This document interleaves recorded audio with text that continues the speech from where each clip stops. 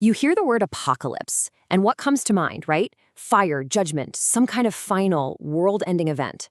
But what if that's a huge misunderstanding? Today we're going to dig into how different traditions look at the end, because I think buried in all these ancient ideas, there's this incredibly powerful personal meaning that might just change how you see your own life. Right away, this ancient Buddhist text just flips our whole assumption on its head. It's not talking about a final stop. It's describing a rhythm, almost like a cosmic breath. The universe contracts and then it expands again. This idea, but it's all about endless cycles, not some final conclusion, is the key to unlocking everything we're about to explore. So what's the real story here? Is the end of the world this one-time event that just erases everything? Or is it more like a recurring phase, something we have to learn how to navigate over and over again? Because honestly, the answer to that question changes everything. Okay. To really get this, we first have to understand the two big, dominant ways of thinking about the end times. And on the surface, they seem like total opposites. First up, you've got the linear view. You can picture it like a timeline with a very clear beginning, a middle, and a very, very decisive end. In this way of thinking, all of history is moving in one direction, toward a final day of judgment, an event that comes from the outside and just concludes the whole story. But then you have the complete opposite idea, the cycle. In Buddhist cosmology, the universe goes through these immense cycles of creation and decline. So the end is never actually final. It's what they call a latter age, which is kind of like a spiritual winter, a time of decay that always inevitably leads to renewal. So there you have it, two totally different views, a final one-and-done judgment versus a recurring phase of spiritual decay. One is an external act, the other feels more like an internal process. They seem completely impossible to connect, right? Well, what if there's a third way? And this is where it gets really fascinating, because there's another perspective, one that comes from within Christianity itself, that completely reframes the entire idea of the apocalypse. The secret is hiding in plain sight, in the original Greek word apocalypsis. We all think it means destruction, but it doesn't. It means an unveiling or a revealing. So for Christian mystics, the apocalypse isn't something that happens out there. It's an internal event, the unveiling of a profound divine truth deep inside your own soul.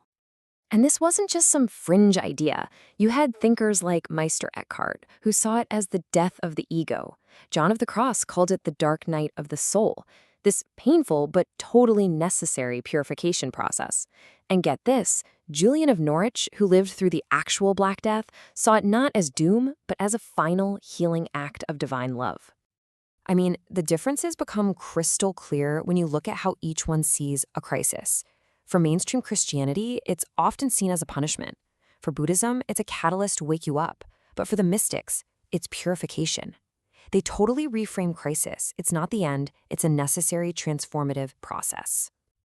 So, okay, even though these ideas seem worlds apart, they actually meet on some really important common ground. All of these traditions share this one powerful, deep concern over what happens when we lose our moral compass. Just listen to this warning from the book of Isaiah. It's thousands of years old, but it feels so startlingly modern. It's this cry for a world where everything has been turned upside down, where moral clarity is gone, and you just can't tell the difference between truth and lies anymore. And you won't believe it, but we see the exact same theme in Buddhist scriptures. The latter age is defined by confusion, by our minds and our spirits just growing dull. It's a time when people start to mistake selfishness for freedom or ego for some kind of spiritual power. And this isn't just a thing in, Western or Eastern religions. The Hopi prophecy of Koyaanisqatsi, which means a life out of balance, describes the very same state of being. A world where our technology shoots forward, but our wisdom gets left behind, creating all this confusion and disharmony. So this ancient warning, it's not just stuck in the past. It's found its way into our own time, captured perfectly by a voice that was both incredibly modern and, well, prophetic. Back in 1981, the poet and musician Gil Scott-Heron released a track called B-Movie, and it was this searing diagnosis of a culture that was starting to value entertainment more than truth, celebrity more than leadership, and spectacle way more than substance. I mean, you listen to it today when our politics has basically become reality television, and his words don't feel like social commentary anymore. They feel like a chilling prophecy. He saw society just sleepwalking toward its own spiritual collapse, trading in anything authentic for the next distraction. And that brings us to the final and most crucial reframing of all. What if this entire discussion about cycles and decline and renewal isn't really about history at all? What if it's actually a map of our own minds? Here it is. This is the big question. What if the Buddhist Three Ages of the Dharma, the path of truth, aren't historical eras? What if they're a map of the psychological stages every single one of us cycles through on our own personal journey? Just think about it in your own life. We start out with this sincere faith, this direct experience. That's the true Dharma. But then, maybe our practice becomes routine and habit starts to take over from genuine connection. That's the semblance Dharma. And then eventually, we hit a wall, a period of deep doubt, where faith feels hollow and the path just seems broken. That is our own personal latter age. You know, this same idea pops up in the most unexpected place, from a military strategist named John Boyd. He basically argued that to adapt and create something new, you first have to destroy your old mental models when they stop working. That destruction is what makes creation possible. And guess what? Modern psychology is right there with us. In James Fowler's Stages of Faith, that period of questioning and doubt, our inner ladder Dharma, is exactly what's necessary for a person to move from a faith they just inherited to one that is deeply and authentically their own. So let's be really clear here. That inner collapse, that crisis of faith, that is not the end of your story. It's the threshold.